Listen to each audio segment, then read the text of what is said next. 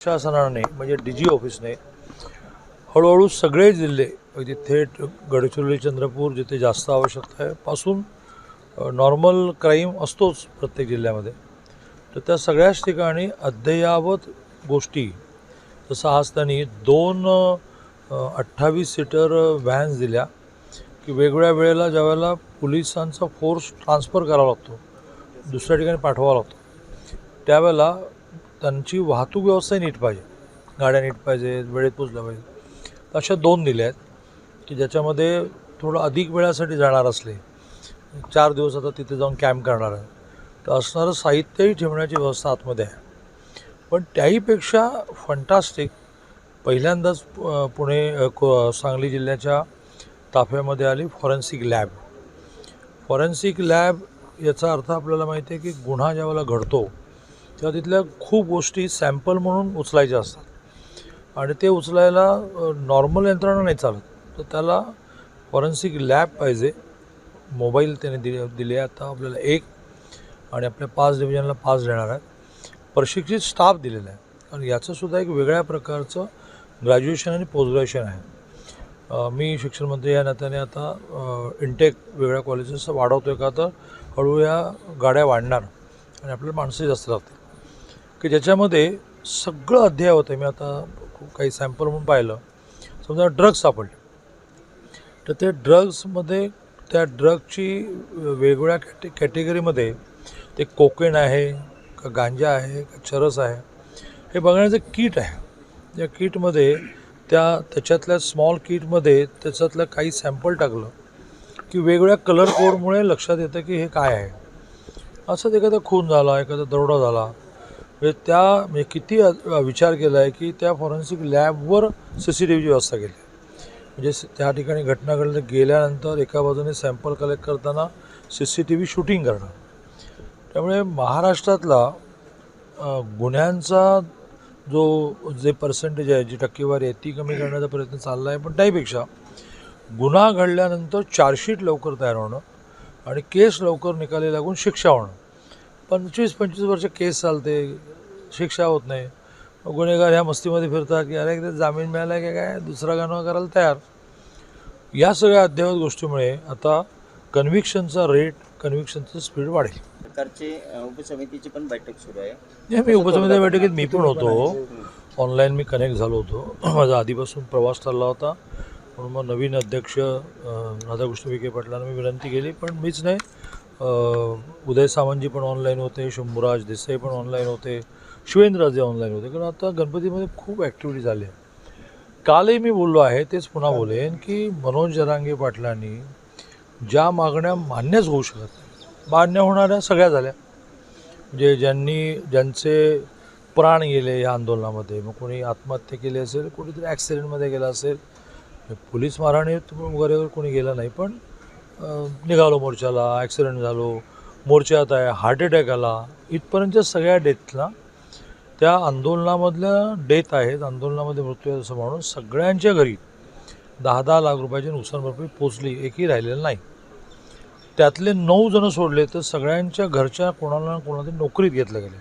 9 पण का राहिलं आहे, त्यांच्या बाजूने काही अडचण आहे. मग घरामध्ये वाद आहे की कोणी नोकरी पकडायची पासून काही डॉक्युमेंट्समध्ये कमतरता.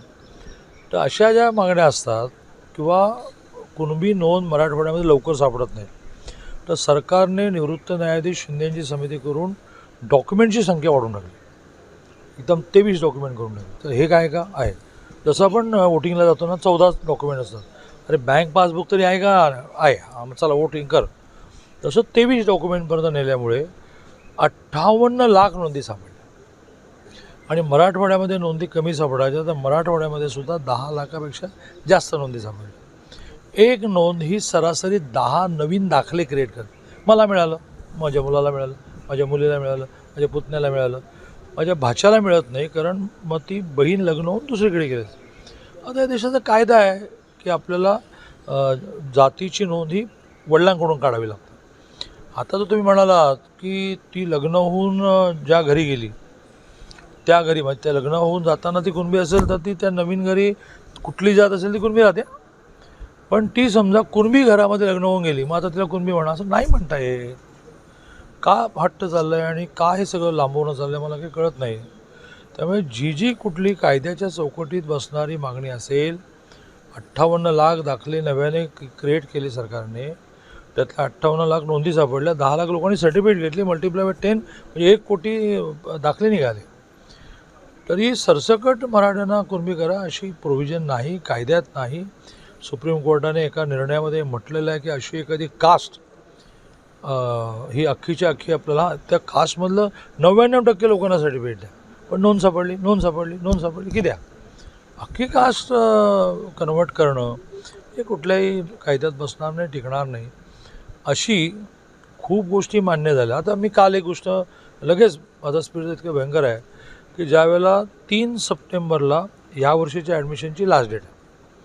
नियम असा आहे की ॲडमिशनच्या वेळेलाच कास्ट सर्टिफिकेट नाही, कास्ट व्हेरिफिकेशन लागतं. वेळ लागतो आहे. मी 6 महिन्याचं एक्सटेन्शन गेल्या वर्षीच्या मुलांना पहिलं 6 महिने दिलं, मग 3 महिने दिलं, मग 3 महिने दिलं, म्हणजे वर्षभर दिलं. आता नव्याने ॲडमिशन मिळालं 6 महिने दिलं. तेवढ्या शेड्यूल कास्ट शेड्यूल टाईपची मुलं अक्षरशः मला गाडीत प्रत्येक 2 मिनिटाला तो फोन अटेंड करतो आहे. चौकशी केली तर ती फाईल पण सोमवारी मूव्ह होते. म्हणजे schedule caste, schedule tribe, OBC, SC BC, EWS सगळ्यांना आता कास्ट सर्टिफिकेट दिलं आणि टोकन मिळवलं की ॲडमिशन मिळणार आणि 6 महिन्यामध्ये व्हेरिफिकेशन झालं. आता अशा प्रॅक्टिकल डिमांड आणा ना बाबा तुम्ही, जे आपण मान्य करू. पण तुम्ही असं म्हणणार की नाही सरसकट मराठ्यांना कुणबी केल्याशिवाय आम्ही मुंबई सोडणार नाही. लोकशाहीमध्ये काही म्हणायलाही परवानगी आहे आणि काही करायलाही परवानगी आहे. तुम्ही मुंबई सोडणार नाही म्हणालात तर काय तुम्हाला जबरदस्तीने सरकार अटक करणं वगैरे करणार नाही. पण न्यायालयाने पण निर्णय दिला की तुम्हाला मुंबईमध्ये इतकी ज्याला म्हणा की दिवसाचे 24 तास धावणारी मुंबई ही अशी डिस्टर्ब करता येणार नाही. तुम्ही हवं तर नवी मुंबईत बसा. तर तुम्ही काय ऐकलं नाही. माननीय मुख्यमंत्री महोदयाने ते स्वतःही चळवळीतले असल्यामुळे परवानगी दिली की चला एक दिवस चला आतमध्ये. आता 1 दिवस झाला, तुम्ही प्रातिनिधिक उपोषण केलं, तुमचं म्हणणं मांडलं. आता मात्र तुम्ही याच्यामध्ये व्यावहारिक मागण्यांवर बोलून बाकीचं सगळं संपवावं लागेल. मी कालही म्हटलं की मुंबईतल्या सर्वसामान्य माणसाचा काय दोष. मी मुंबईकर आहे, दोन्ही आई वडील माझे मिलकाम करते. माझी बहीण त्या VTला सेंट जॉर्जेसमध्ये नर्स होती, काल रिटायर झाली. मग त्या माझ्या ताईने, ती राहते बिचारी ह्याला वाशीमध्ये, तर तिथे जायचं कसं. रेल्वे स्टेशनवर VTच्या आत जायला जागा नाही आहे. VT स्टेशनच्या बाहेर ट्रॅफिक जाम झालेलं आहे. सर्वसामान्य मुंबईकराचा काय दोष आहे, त्याला तुम्ही का अडचणी आणताय. तर मला मान्य आहे मनोज जरांगेने अपील केलं की बा मुंबईकरांना त्रास देऊ नका, मुंबईकरांना अडचण निर्माण करू नका. कोण ऐकत आहे. इतक्या मोठ्या संख्येने लोक आलेत, कोण ऐकत आहे.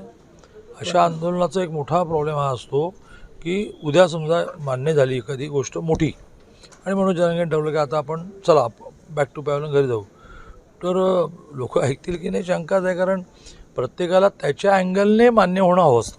पण दादा एवढी शासन त्याच्यावर का तोडगा काढला नाही. कारण त्यांनी 4 महिन्याच्या तोडगे जे काढता आले ते काढले.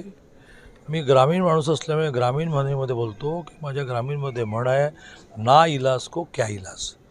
ना इलाजला कुठला इलाजच नसतो. आता तुम्ही किती दुसरे कोण मदत करते का याच्या पाठीमागे त्यांना. नाही, मी असा आरोप करणार नाही. जरी तसं असलं तरी आणि जरी तशी माहिती असली तरी असा आरोप करणार नाही. मी एवढंच म्हणेन की जे मान्य होणार आहे ते, हे बघा, ज्या वेळेला आपण परीक्षेला क्वेश्चन पेपर समोर आला की आपण काय करतो, सोपे प्रश्न पटापटापट सोडून टाकतो. मग एखादा कठीण प्रश्न राहतो तर सोडवलेल्या प्रश्नांच्या आधारे आपल्याला पर्सेंटेज मिळतं.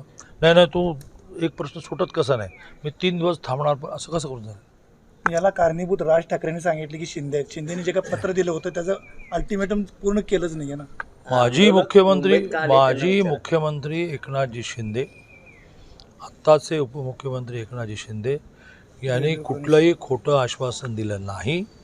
त्याने जे लिहून दिलेलं आहे त्याच्या आधारे सगळ्या गोष्टी पूर्ण झाल्या. उदाहरणार्थ ते असं म्हणाले की नोंद सापडल्यानंतर सर्टिफिकेट मिळायला उशीर होतो तर तहसील ऑफिसमध्ये एक वेगळं डेस्क ओपन करा. ते झालं म्हणून तेवढे दाखले सापडले ना. मग शिंदे समितीची मुदत वाढवली, सारखी वाढवतात, आता पुन्हा वाढवली.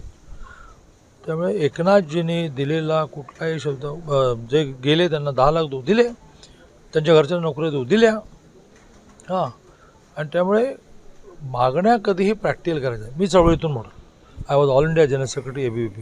अखिल भारतीय विद्यार्थी ऑर्गनायझेशन काश्मीरपासून जे मोर्चे मी लीड केले तर काश्मीरला उदाहरण गेलो, आठवण झाली मला अर्धा मिनटं सांगू दे. तर काश्मीरला आम्ही 10,000 विद्यार्थी घेऊन गेलो. उधमपूरला थांबवलं, जायचं नाही पुढे म्हणाले. आणि आलेले सगळे ह्याच भूमिकेत आले होते की श्रीनगरमध्ये जाणार आणि लाल चौकात झेंडा लावणारच. तर 10,000 लोकांनी जर कायदा तोडायचं म्हटलं असता तर आतंकवादी लांब, या सगळ्या पळापळीतच माणसं मेलेच. माझी कमांड होती, मी सगळ्यांना आवाहन केलं की त्यावर व्ही पी सिंग पंतप्रधान होतो, आपण दिल्लीला जायचं आणि हा जो झेंडा लावायला आणला लाल चौकामध्ये तो दिल्लीला जाऊन व्ही पी सिंग आणलो. अख्खे 10,000 लोक वेगळ्या मार्गाने दिल्लीत आणले, दिल्लीत पुन्हा मोर्चा काढला. आणि मला माझ्याकडे आजही फोटो आहे, व्ही पी सिंगांना आम्ही तिरंगा दिला, आम्हाला लावायला दिले नाहीत, आता तुम्ही लावा. दिस इज कॉल्ड आंदोलन. की किती पुढे जायचं, किती मागे यायचं.